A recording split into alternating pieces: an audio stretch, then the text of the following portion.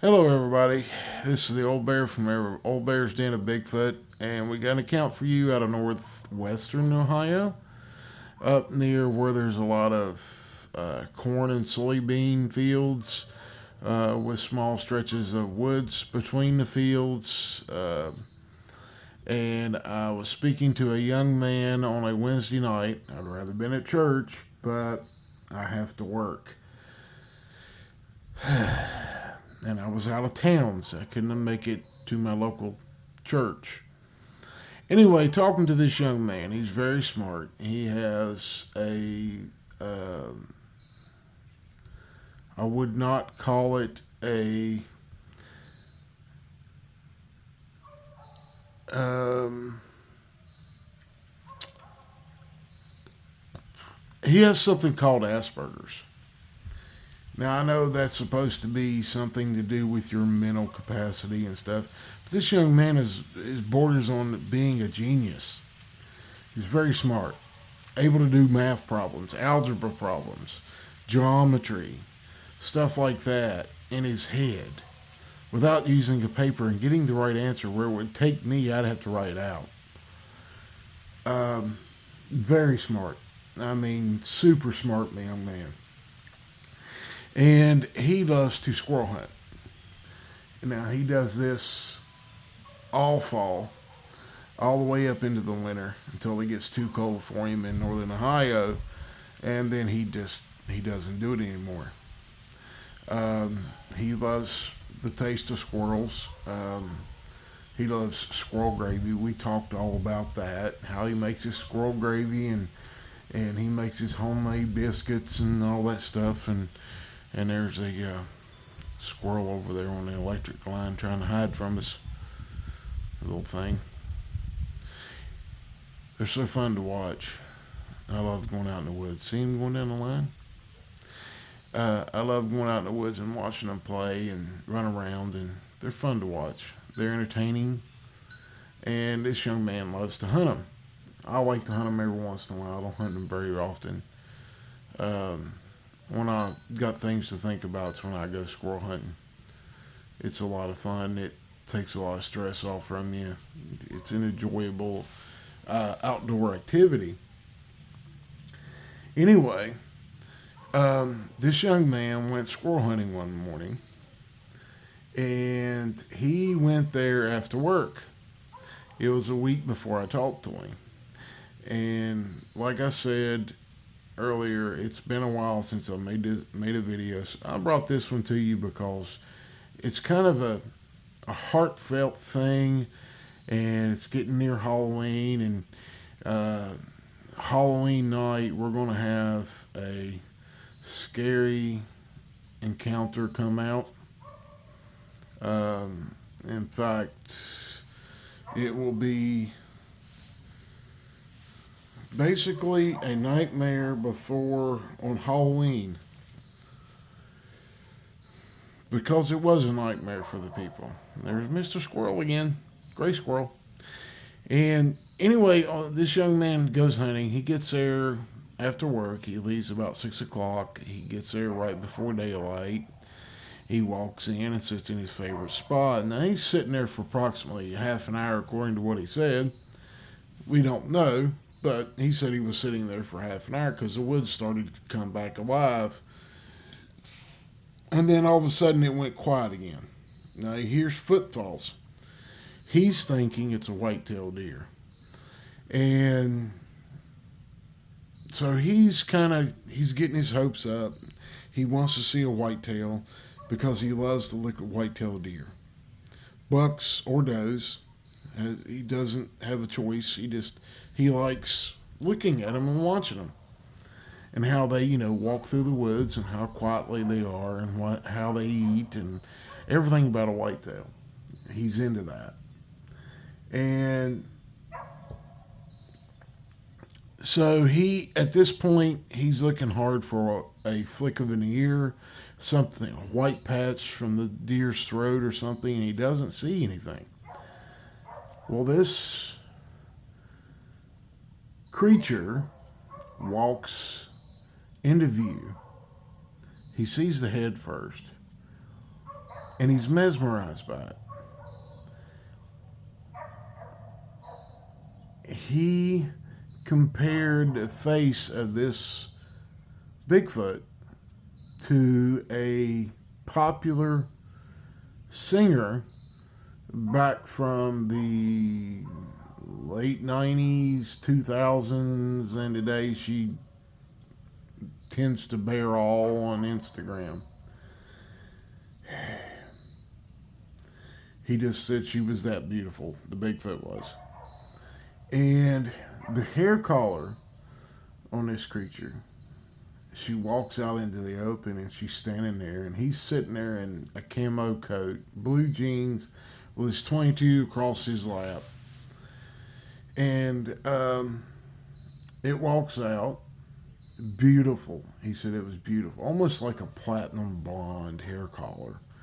How they got that hair color, I'm not sure. But according to him, that was the color of the animal. I don't know if it was sunlight hitting her or what.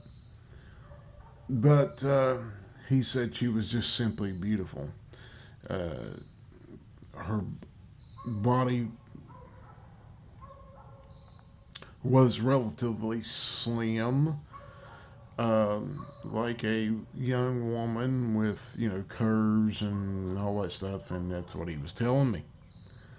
Now, he's infatuated with this creature.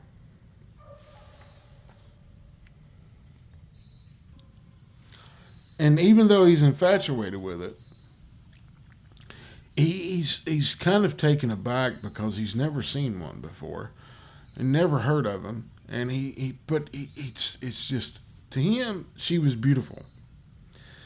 And finally, this creature, this female, Bigfoot, notices him and looks at him and starts looking at him and kind of twisting her body, looking at him, and kind of tilting her head a little bit, looking at him, and he's watching her moves, and she starts making little sounds, and he starts making sounds to mimic her, and she kind of does a smile. How you women can make those little tiny smiles and look like, like my wife does me. Anyway, he's infatuated with this creature. Now, I talked to him after this happened. And in this interaction, nothing really went on. It's just he saw her and she saw him, and they kind of liked each other, I guess. And it's kind of strange, but nonetheless, nothing went on. So I ran into him. When I talked to him, it was probably a week after this happened. And he was telling me all about it, and I'm like, dude, you don't understand. You can't be with this female. Her family will not accept you. You're human. She's not. And I explained to him. I said, you remember she's hair collared, covered with hair, and her hair collar, and I mean she's a different type of species upon this earth, and he's hearing me, but he's not taking it in. It's not affecting his opinion. And I'm like, I warn him strenuously to stay away from this creature, and I know it didn't work. Because the following day, after I talked to him that night, he went the next morning, went back to the same place and went squirrel hunting. And I told him, I said, if you go back there and see this thing again, you need to get up and walk out. Well, I gave him my phone number, gave him one of my cards, and he called me that evening before he went to work. He works from like 7 till 5. He works a 10-hour shift, and he gets off at 5 a.m. or sometimes he works over till 6. And he got off before he went to work. He called me about 5 o'clock that evening, and I was over in West Virginia, over near Harpers Ferry and Charlestown and that area of West Virginia. And in the process of talking to him on the phone, he said that he saw her family that morning. Evidently, the father, the big alpha male, and the alpha female showed up, and one of her bigger brothers showed up along with the alpha male and the alpha female. And she stepped out from behind the alpha female, and he was clearly the alpha male was disgusted, he said. Didn't like the idea of his daughter uh, liking a human. This guy's relatively tall. He's about 6'4", 6'5", tall, broad shouldered, really built, country farm boy. Um, just he has Asperger's. He doesn't have, I guess he doesn't have the social skills. Sometimes the stuff that he does or the way he thinks interferes with his social skills. And I mean, he's a handsome young man. He's about 24, 25 years old. He uh, works 5 days a week, has his own place. He functions completely. Just his social skills evidently aren't very good. And according to what he told me, he said the big male grunted at him and growled at him, and he never moved because he had already been back in there at daylight and was in there to squirrel hunt. And this female, he heard the whole family coming, and the big female took the young female on by the shoulders and turned her completely around and sent her and pushed her towards the woods. Now, this area probably is only covers about 30 acres of woods, but on both ends of it there is a bridge that they can go underneath. There's two roads, one on the north side and one on the south side, and you can go underneath the bridge and go right into another stretch of woods. And they can maneuver around, and there's deer in there, and there's game in there for them to eat, and there's corn, and there's soybean, and the other stuff that's out there in the fields, which by this point it's probably harvested and they probably moved on. And I've talked to him uh, since the phone call that he told me about, and he's not seen them again, but he's still infatuated with this female and said she was beautiful, and he still can't get the beautiful word out of his mouth about a Bigfoot.